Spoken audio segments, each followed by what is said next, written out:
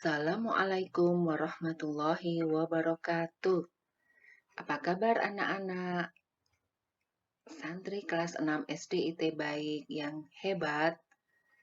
Hari ini kita akan belajar IPA, materi manfaat hewan dan tumbuhan bagi kehidupan manusia dan lingkungannya.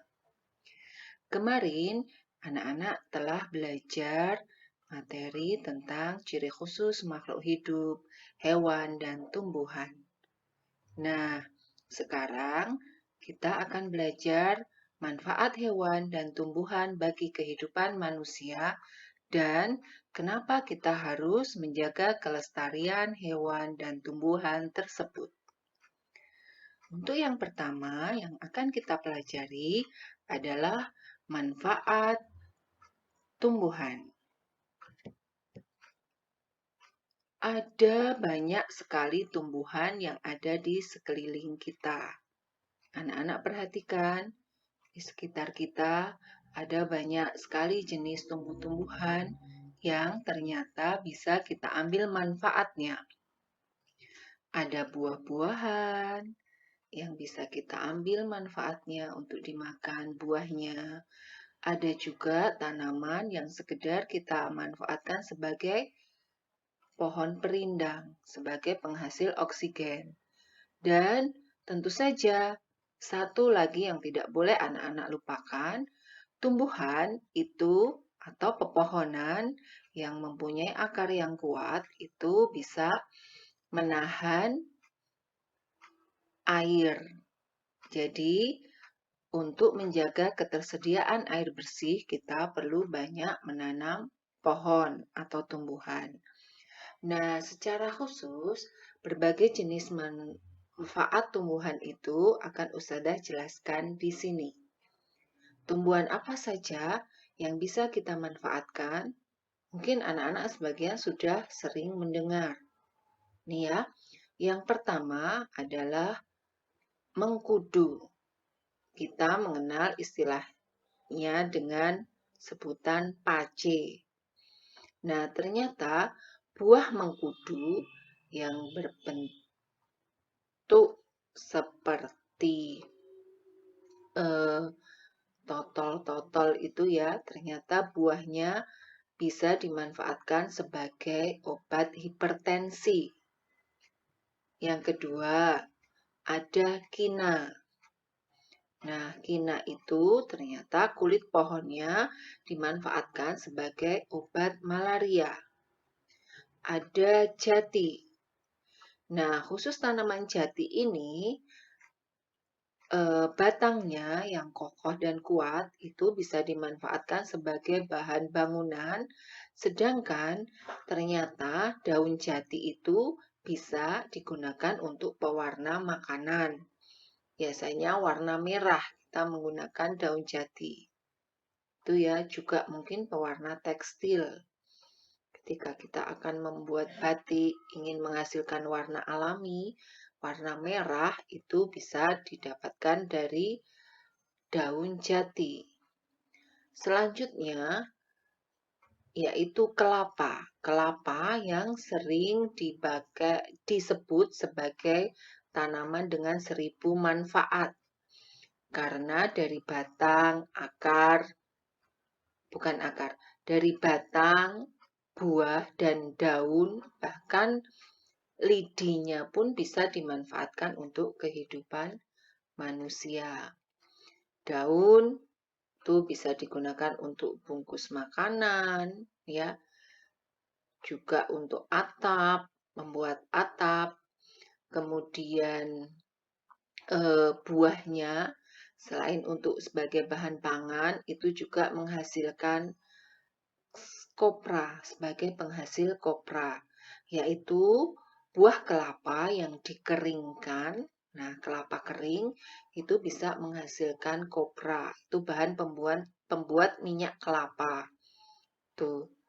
Kemudian batangnya yang kuat itu bisa kita gunakan untuk bahan bangunan. Selanjutnya adalah damar. Damar itu batangnya untuk bahan bangunan, kemudian getah dari tanaman damar ini ternyata bisa digunakan untuk kosmetik, cat, dan juga bisa digunakan sebagai bahan baku untuk penerangan obor gitu ya. Kemudian selanjutnya ini yang pasti anak-anak sudah kenal yaitu sirih. Sirih itu daunnya itu biasa digunakan sebagai tanaman obat, disebut tanaman obat, di mana daunnya bisa untuk obat mimisan, juga bisa untuk obat sebagai bahan antiseptik. Kemudian ada jambu biji. Nah, tanaman jambu biji ini buah di samping untuk dimakan, buahnya itu juga daunnya bisa untuk obat diare. Kalau buahnya itu bisa untuk obat ketika kita ya terkena demam berdarah. Biasanya kalau mengkonsumsi jus jambu biji itu bisa meningkatkan produksi HB dalam darah. Itu ya. Kemudian ada tumbuhan aren atau disebut enaung. Ternyata aren ini juga tumbuhan yang banyak manfaatnya.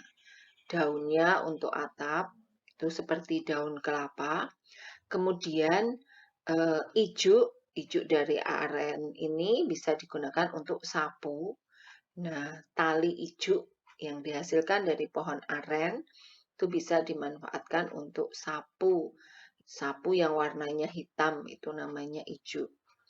Kemudian niranya itu biasa dimanfaatkan untuk gula. Seperti gula Jawa, tapi ini bukan dari kelapa. Bukan dari nira pohon kelapa, tapi pohon aren, sehingga disebut sebagai gula aren. Kemudian bijinya untuk kita konsumsi. Biasanya saat puasa ini kita banyak mengkonsumsi biji dari pohon aren, yaitu sering disebut dengan apa? Kolang-kaling. Nah, batangnya yang keras itu juga digunakan untuk sebagai bahan bangunan. Sedangkan bagian pusat batangnya itu bisa dimanfaatkan sebagai bahan makanan. Jadi dibuat tepung. Kemudian selanjutnya ada rotan. Anak-anak tahu rotan? Ya, rotan biasa dimanfaatkan untuk mebeler. Itu meja, kursi, anyamannya itu ya, atau sekat. Itu bisa dimanfaatkan dengan rotan. Memanfaatkan rotan. Nah, rotan yang muda itu bisa juga dibuat untuk bahan sayuran. Kemudian yang terakhir adalah kapas. Kapas itu beda ya dengan kapuk. Kalau kapas itu sebagai bahan baku pembuat kain. Kain katun itu biasanya dengan kapas. Kalau kapuk atau sering disebut dengan randu itu biasanya dimanfaatkan untuk pembuatan apa? Ya, kasur atau bantal. Nah, itu hanya sebagian kecil tumbuhan yang Ustazah tuliskan di sini, sebutkan di sini, hanya sebagian kecil tumbuhan yang bisa diambil manfaatnya. Tentunya di sekeliling kita banyak lagi tumbuhan, lebih banyak lagi tumbuhan yang bisa kita ambil manfaatnya. Apa sajakah itu? Nah, anak-anak coba amati di sekelilingmu tumbuhan dan manfaatnya bagi kehidupan manusia. Selanjutnya, kita akan melihat hewan. Baik, kita lanjutkan. Ya, hewan apa saja yang bermanfaat bagi kehidupan manusia? Di sini adalah yang pertama adalah domba. Domba itu yang dimanfaatkan adalah rambut, rambut sering karena dia mamalia maka kita sebut rambut ya, bukan bulu. Rambut itu untuk kain wol, kain penghangat tubuh ya, kemudian daging untuk makanan, kemudian kotoran sebagai pupuk. Kemudian yang kedua adalah burung hantu. Burung hantu itu dimanfaatkan oleh petani, biasa digunakan sebagai predator alami untuk membunuh tikus. Itu ya. Kemudian ada kelelawar. Kelelawar itu dimanfaatkan kotorannya bisa digunakan sebagai pupuk penghasil fosfor. Kemudian sapi. Sapi itu susu ya untuk kita minum, tuh mengandung banyak zat gizi, protein ya. Kemudian ada keju ya untuk membuat keju, membuat yogurt. Kemudian daging sapi itu sendiri juga dimanfaatkan untuk kita konsumsi dan kulitnya untuk bahan sandang. Seperti apa? Sepatu, tas dan lain sebagainya. Kemudian ayam dan angsa. Nah, ayam dan angsa ini karena dia unggas maka kita sebut dengan bulu. Nah, bulunya untuk kerajinan, bulu ayam untuk membuat kemuceng, kemudian untuk kok, untuk bulu angsa membuat kok untuk badminton, dan daging ayam bisa kita konsumsi, telurnya juga bisa kita konsumsi, mengandung protein yang cukup tinggi. Kemudian, yang tak kalah pentingnya adalah cacing tanah. Kita tahu cacing tanah digunakan untuk apa? Ya, mungkin teman-teman di sini taunya cacing tanah untuk memancing. Ya, untuk umpan ya. Padahal sebenarnya cacing tanah itu bisa sangat bermanfaat bagi lingkungan. Artinya apa? Tanah yang banyak mengandung cacing tanah, ya di dalamnya terdapat cacing tanah itu artinya tanah itu kaya akan oksigen karena dia membuat lubang-lubang di dalam tanah itu menyebabkan oksigen mudah masuk ke dalam tanah sehingga tanah yang banyak cacingnya maka dianggap sebagai tanah yang subur karena banyak mengandung oksigen. Di samping itu juga cacing tanah ternyata bisa digunakan sebagai obat untuk penyakit tipes. Biasanya dikeringkan terlebih dahulu, kemudian dibuat serbuk, dimasukkan ke dalam kapsul, nah, kemudian diminum. Kalau ada yang menderita tipes itu ya, itu di apotek sudah tersedia biasanya. Kemudian ada lagi ulat. Ulat yang sepertinya mengerikan ternyata juga bisa dimanfaatkan untuk pembuat kain yang cukup mahal yaitu kain sutra. Jadi ulat sutra itu kepompongnya yang dimanfaatkan. Serat dari kepompong itu bisa menghasilkan kain sutra. Itu ya. Kalau dulu yang memakai kain sutra itu hanya raja. Nah, sekarang semua orang bisa menjangkau asal bisa beli, maka bisa membeli kain berbahan sutra. Nah, hewan dan tumbuhan yang begitu banyak manfaatnya itu harus kita lestarikan. Nah, bagaimana cara kita melestarikan hewan dan tumbuhan itu? Nah, ada banyak contoh-contoh pelestarian hewan dan tumbuhan di sini. Nah, banyak sekali hewan dan tumbuhan ini yang sebenarnya asli Indonesia tapi terancam atau hampir punah. Apa saja? Ada bunga raksasa, Padma raksasa. Jadi bunga Padma sering disebut dengan bunga Rafflesia.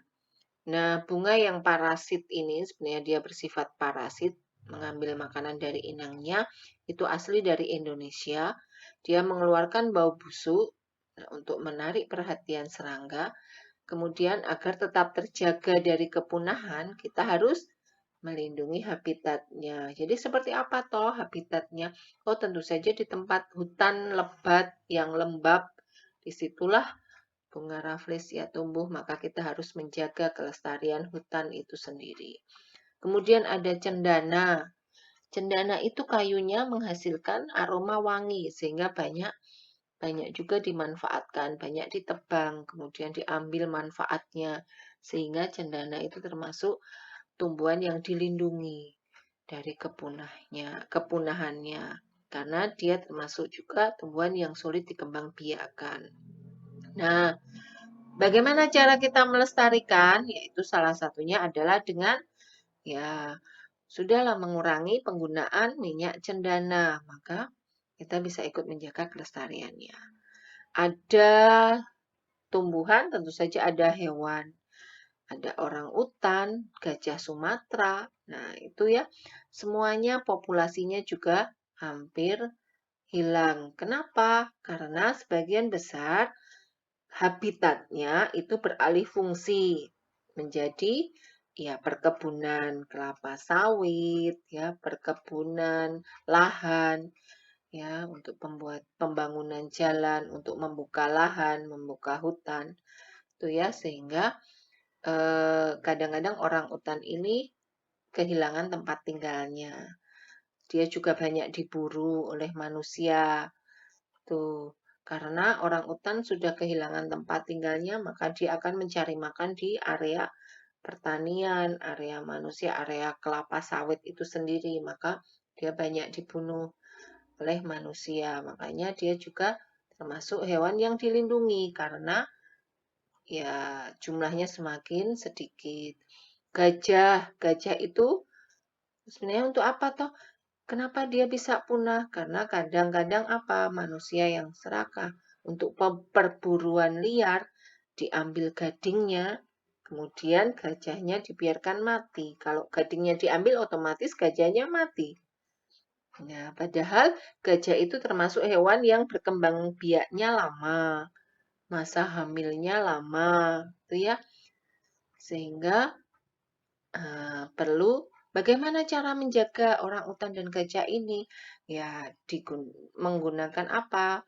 Aturan, membuat konservasi atau penangkaran itu ya. Kalau orang utan itu di Tanjung Puting, Kalimantan, kalau gajah di Waikambas, Lampung, itu ya.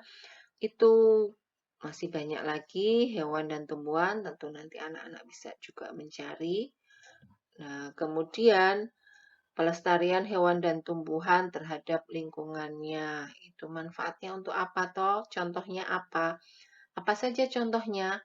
Nih, ada pelestarian hutan mahoni, jati, dan trembesi karena dia bermanfaat sebagai penyedia bahan industri mebeler, bahan bangunan, dan sebagainya. Pelestarian hutan bakau untuk mencegah abrasi atau kerusakan pantai.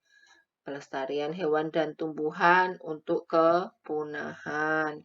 Kemudian pelestarian hewan dengan mendirikan tadi Taman Nasional Suaka Marga Satwa agar hewan langka maupun tumbuhan langka tidak mengalami kepunahan. Juga ada pelestarian sungai dengan menanam pohon di tepi sungai.